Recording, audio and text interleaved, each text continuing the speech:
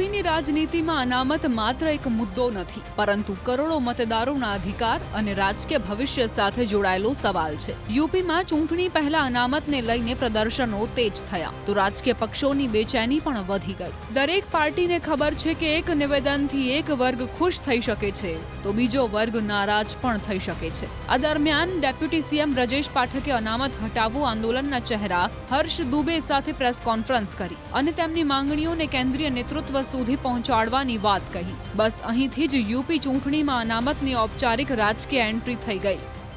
धरना प्रदर्शन हुआ, उसमें आप सब एक हमें पत्र मिला है. उस पत्र को हमने अपने केंद्रीय नेतृत्व को दिया है और केंद्रीय नेतृत्व ने कहा है कि हमारे जो साथी हमारे युवा साथी जो जंतर मंतर पर धरने पर बैठे थे, उनकी मांगों पर हम विचार करेंगे, गंभीरतापूर्वक विचार करेंगे और किसी भी स्थिति में अपने देश के युवाओं का, अपने देश के छात्रों का कोई नुकसान नहीं होने देंगे और सबको साथ लेकर के चलेंगे.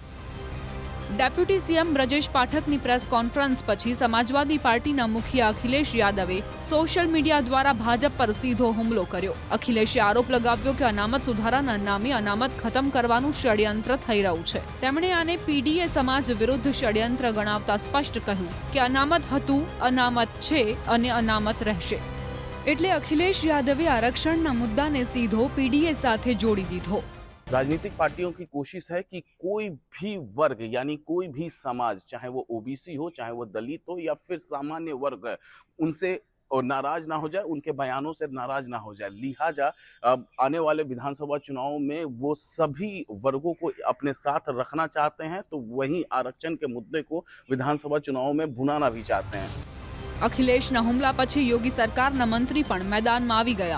ભાજપે અખિલેશને સવાલ પૂછ્યો કે જ્યારે સંસદમાં પ્રમોશનમાં અનામત સાથે જોડાયેલું બિલ આવ્યું હતું ત્યારે સમાજવાદી પાર્ટીના સાંસદોનું શું વલણ હતું. प्रमोशन में आरक्षण का विषय जब देश की पार्लियामेंट में आया तो बिल को फाड़ने का काम किसने किया? और उत्तर प्रदेश के पिछड़ों ने, अति पिछड़ों ने, दलितों ने जब आपको सत्ता से बाहर बिठा दिया. जो लोग आज सत्ता को पाने के लिए केवल वोट लेने के लिए देश की जनता को कितना झूठ और असत्य परोस रहे हैं, इससे बाज आए. देश ने, देश की जनता ने, 130 करोड़ जनता ने 2024 में भी उस झूठे मिथ्या बयानों को देखा है. અનામતના સવાલ પર ભાજપના સહયોગી પક્ષોના નેતાઓના પણ પોતાના મંતવ્યો છે.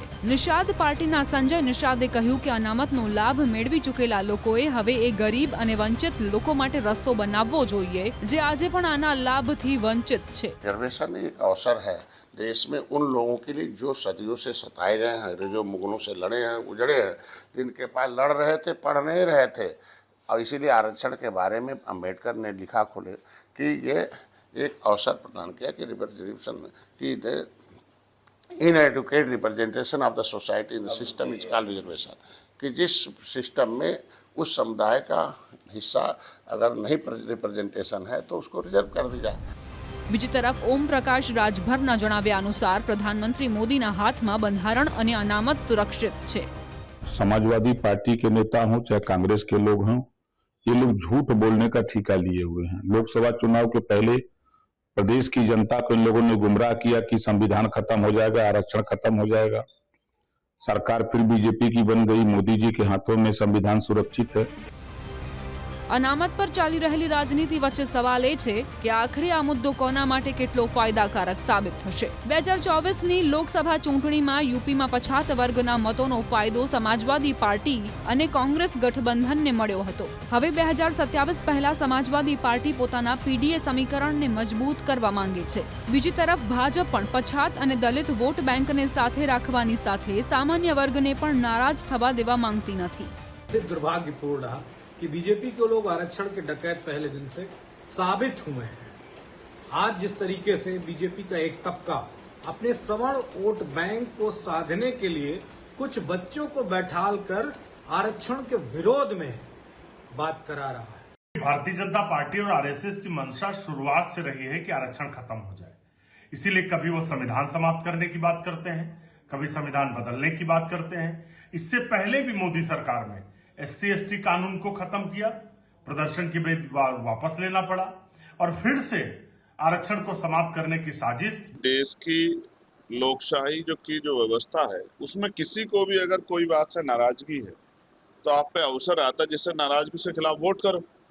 और अगर कोई चाहता है कि इस तरह का कोई कानून बन जाए और आंदोलन से काम नहीं चल रहा तो अपनी दल बना ले, दल बना के लोकसभा विधानसभा में आने। યુપી ચૂંટણીની તારીખ ભલે હજુ દૂર હોય પણ વોટ બેંક બનાવવાનું શરૂ થઈ ચૂક્યું છે। એવામાં અનામતનો મુદ્દો સામે આવ્યા પછી સામાન્ય વર્ગથી લઈને ઓબીસી અને દલિત વોટ સુધી દરેક વર્ગનું પોતાનું રાજકીય મહત્વ થઈ ગયું છે।